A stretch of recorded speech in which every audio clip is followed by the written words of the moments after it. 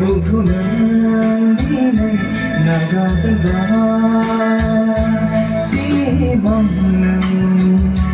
baik di langgan mi sinangi terima zagan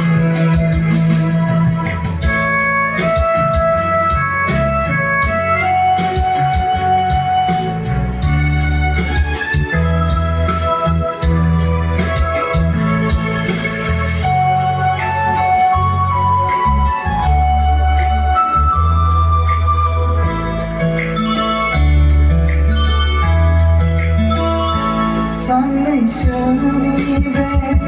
jiwkulanane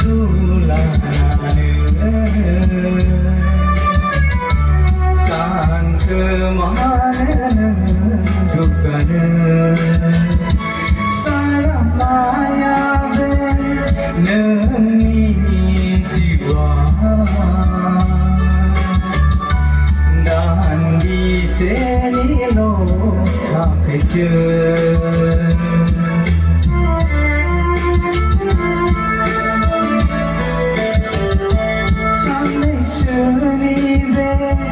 jiwkulanane san kemana dukane saya maya ve nengi jiwa dan di sini lo kakece sini mendem oh sungkel undu bai kakene mana si mengengi bai dilanggen mi singengi bai maksaken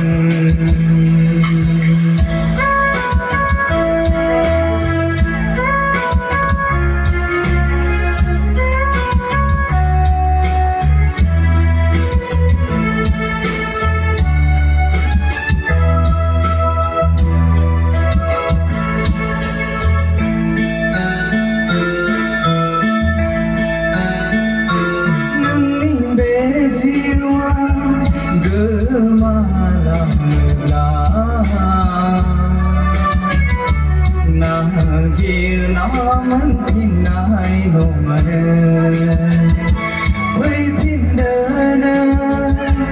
berbusi sunya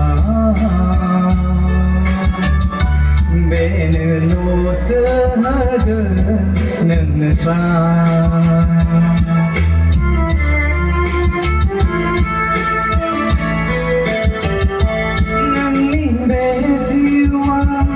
gemalang nagir naman hinay nomanen way pindana berbusi sunya benelo sehaga nenesra arong sana